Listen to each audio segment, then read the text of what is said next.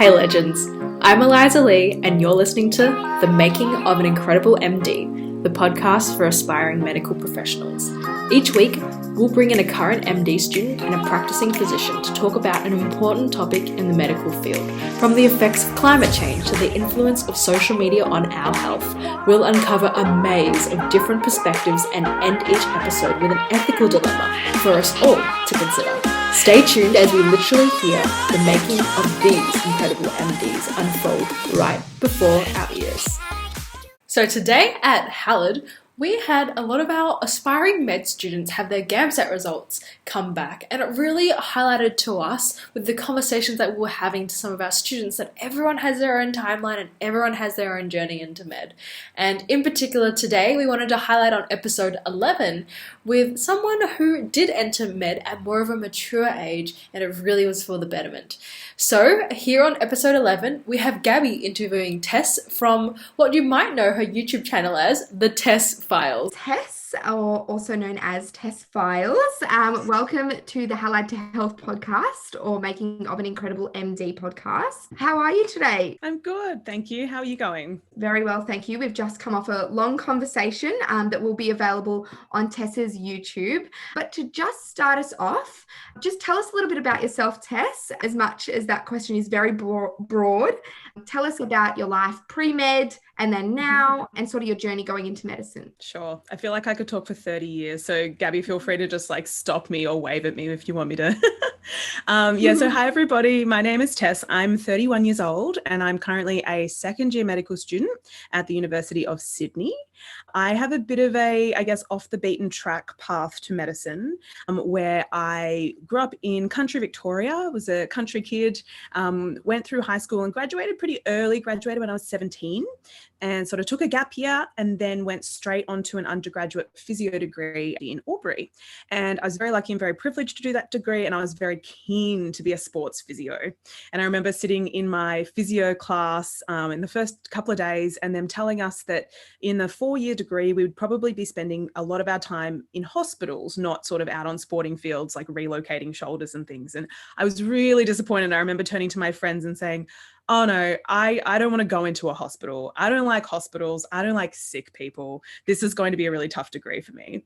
And it was. I fainted on every clinical placement. I had the roughest time physically trying to get through the degree. But what I loved most about physio was that I got to speak to people all day and I got to contribute to their lives. So I graduated 4 years later, went out into the world and started working. And I worked in quite a few big hospitals. I started first for a year here in Sydney, and then went down to Melbourne and worked for 7 additional years down in Melbourne in one of the big tertiary hospitals there, and loved my time as a physio. But within the first year or so out of uni, I started to sort of have this little niggle when I was on the wards, and I would be treating my patients and the doctors would come around on their ward round and they'd, kindly ask me if they could interrupt my session. And instead of sort of stepping aside like other physios would, I would then go away afterwards and sort of Google everything that they were talking about, and I would read their notes insatiably, consume them.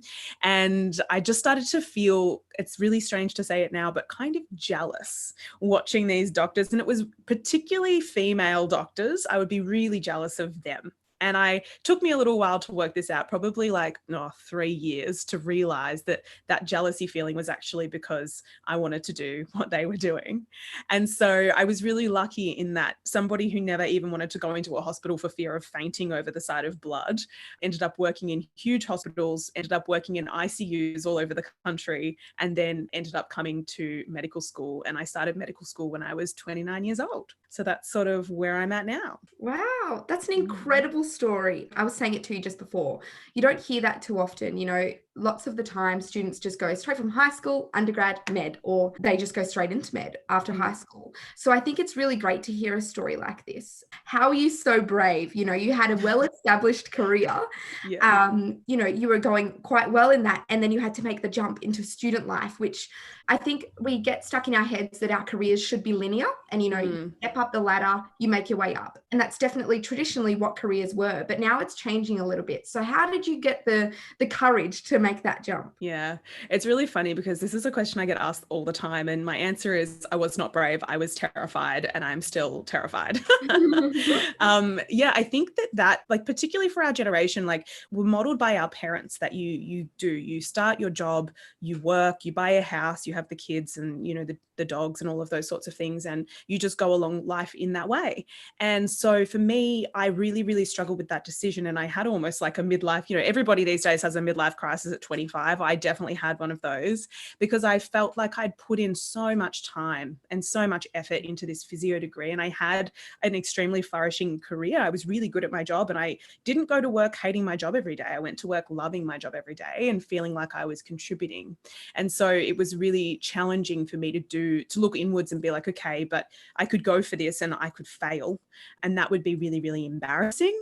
But it's not embarrassing if you just actually put yourself out there. And it was funny because it actually wasn't easy for me to get into med school. So I tried for 3 years in a row. And during those times, I actually didn't tell any of my colleagues that I was applying to medical school. So I sort of was like leading this alternate life where I would be working all day from 8 till 5, and then I would come home and I would be cramming for the GAMSAT, and I would come to work on a Monday super fatigued and tired after studying all weekend, and everyone would be like, oh, what did you do on the weekend? And I'd be like, oh, not much. Just really, I was like at home, just like cramming knowledge into my brain. And even when I came up for my interview, it luckily fell on one of my ADO days off work. And I'd flown up to Sydney, done an interview, went home, and I was too, I guess, embarrassed to tell people that I had gone for an interview for medical school because I was so worried that if I didn't get in, I'd have to tell them. And I think looking back on that, I hope that anybody who's listening to this podcast hopefully doesn't have to go through that and doesn't have to feel that embarrassment, because your life is just your life, and we're not in a race, and it's not about competing with other people, and it's not about doing what your parents did or what your best friend does.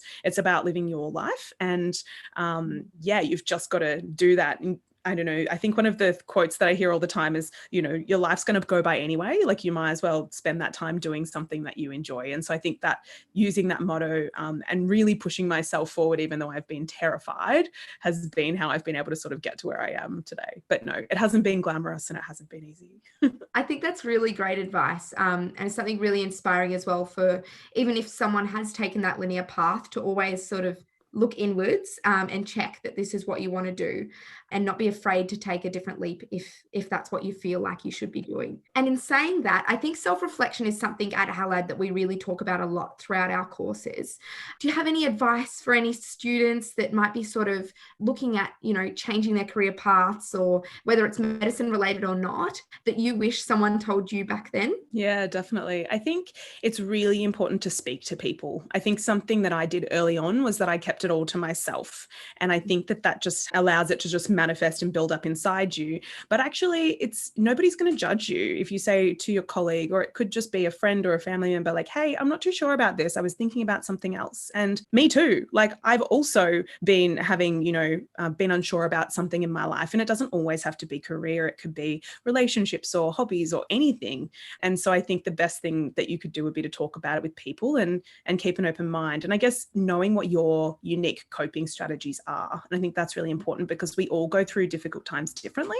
So if you like to journal, or you like to speak to people, or you like to exercise or do yoga or meditate, so knowing what your coping strategies are and really spending that time to go through and look inwards, and don't judge yourself for it, because it's so much more common than you would believe. Everybody, particularly in their mid-20s and 30s, is doubting themselves for something. So you're not alone.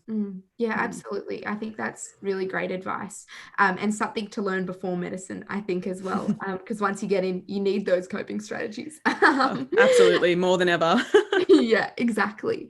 And how was this is more for me, I think, this question, but how has your learning style sort of changed from your undergrad degree to when you had your career, which I am assuming you would have learned on the job quite a bit, to now in medicine? Oh, that is such a good question. It has changed so much, and that was a real shock to me. So, to get into, like, anybody who goes into one of these sort of degrees, whether it's medicine or physio straight out of high school, you get that high enter score, and you are just usually a rote learner if you've got that sort of a score. And that's what I was. I was just had this mammoth memory and was able to just rote learn everything. I had no idea how to problem solve, like couldn't do maths to save myself. If the question was written in words and not in numbers, I had no idea that it was even maths. maths. So like couldn't problem solve, really impractical person. And I struggled when I went through my physio degree because they would always be saying to me, oh yeah, you know all of the facts, but you've got no idea about clinical reasoning. Like, how do you apply this to the patient? And I worked really hard for a really long time to do that. And so when I found out that I got into medicine, I was like, great, I am so good at rote learning. I'm just going to shovel that information in my brain. That'll be easy.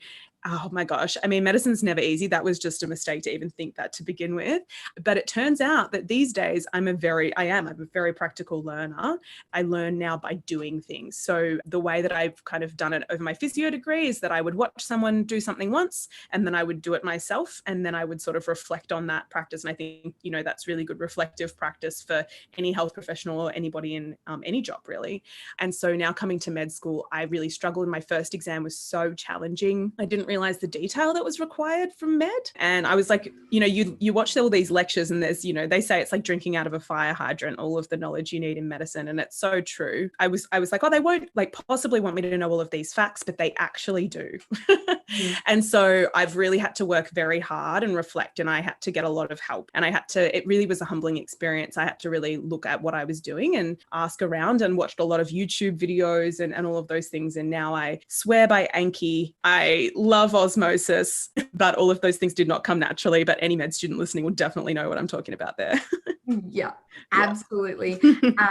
We're actually starting our next season of the podcast is all about, you know, prepping for medicine, because I think that's one of the hardest things. You sort of think, how am I going to take in all of this information? And lots of med students, type A personalities, they wanted to figure it out before getting into med, but you don't. You figure it out once you're in there. But I think that's really great advice coming from you, being very well sort of educated in many different areas, being able to really figure out what works for you and seeing you figure that out as you go, I think is really comforting for students. It's comforting for me. So hopefully it will be comforting for other students as well. You'll all get there. It'll be fine. Yeah, eventually. Yeah. And that sort of segues into what we do at Halad. But did you want to tell us a little bit about your YouTube channel and sort of what your goals are with that? Yeah, definitely. So when I found out I got into med school, I'd never watched YouTube in my life, actually. I was not really onto that whole train, but I was really hungry for information for other people like me. I was like, oh, what is med school going to be like? It's sort of like what you were saying, like, how do I learn in med school? How do I make friends in med school? How do I move to a different city? All of these things. And there was nothing out there for me. And a lot of the people that I was coming across when I was Googling were these like American and Canadian YouTubers. And I was like completely devouring their channels, like there was no tomorrow, and realizing that their experience was probably going to be very different to mine. And so it was sort of one of those things where I didn't think too much about it, but I just started recording how I was getting ready for med school. And I just called it the Tess Files and I put it on YouTube, and I didn't really expect anybody to watch it, except maybe my parents for when I came up to Sydney so they could make sure that I was alive and, you know, managing to survive in med school. But I think when I started the channel, it was really to show other people that changing careers and giving up, you know, a flourishing career or feeling like you're in your 20s and not knowing what direction you're in is totally, totally normal. And I wanted to show other people that don't stay in what you're doing because you're scared. Like, be brave and make decisions because they're the decisions that you want to make and you're being true to yourself. And I wanted to show people that it was totally possible to give up a career and move across the country, and totally possible to start med school or anything else when you're nearly 30. And so I guess that's why I made the channel. And it's been really incredible, I guess, connecting with so many people who message me all the time saying that, you know, watching my channel has helped them to make a decision. And it isn't always about medical school. It could be about lots of different life changes. So I feel really privileged that I get to sort of have those conversations with really awesome, intelligent people all of the time. So yeah, that's my YouTube channel. I think that's great. I totally agree with you. There is often sort of a lack of resources. So the fact that you were brave enough to go out there and be like, I'm going to be the resource, I think is really cool. And I think I can talk to many people and say thank you for that because people love it and it really does help people. And in saying that, what do you think can be done better in this sort of med field, pre-med field, to increase the accessibility for a diverse range of students? You know, not the typical students coming straight from high school, but but opening the doors to more students? Oh, I think that is it's the $1 million question. And I think that, there's so many layers to how people get into medical school. But I think now that we're turning more towards this postgraduate pathway rather than an undergraduate pathway, I think that the universities really have a responsibility when they're thinking about their selection criteria to think, okay, we're not just catering to that one group of person who's come out of a biomed or a science degree and has the knowledge to sit the GAMSAT and to do well at it. We're seeing it actually in the next few years, more of those rural programs are coming up, which is really exciting, like in Shepparton and Dubbo and Orange are getting all of these new medical programs. And I think the government is really showing that they do value a more diverse type of person coming into medical school by committing to those programs. So that's really important. But also I think by actually educating people and saying, hey, you can come and do medical school as an older person and making the requirements for that. I don't know. I don't want to go out there and say we should tear down the GAMSAT because I haven't got a different idea. I don't know how else they could do it. But the GAMSAT, is just one of those things where it's a difficult test, but all it is just a divider. It doesn't represent your IQ. It doesn't represent anything else about you other than the fact that medical schools, it's so competitive to get in, they need to do something to separate all of us. And so the person that can come up with a different and more fair way to encourage more diverse students into the programs, I think is a pretty smart person. So they need to work on that, I think, for sure. Absolutely. And that reminder about what the GAMSAT actually is a really good reminder, because today, the day we're recording this, actually GAMSAT results are out for September. Yes. So yes. So people at home listening to that, remember, it isn't a judgment of your IQ or how good of a doctor you're going to be. It is just that, a divider. And it's good to hear that from you, Tess. Yeah, absolutely. I think there was definitely a couple of years where I got GAMSAT scores back that I was, not happy with. And it always feels really personal, and you've put in so much hard work and like sweat and tears, most likely. If you're feeling disappointed today, I think my biggest advice would be to take that time and allow yourself to be disappointed. And then if it's something that you really want, just get back up and have another go, because people just do this so many times and they still get in and they still make fabulous doctors. Yeah, exactly right. Couldn't have said it better myself. That is such good advice, and I hope everyone hears that today. Definitely.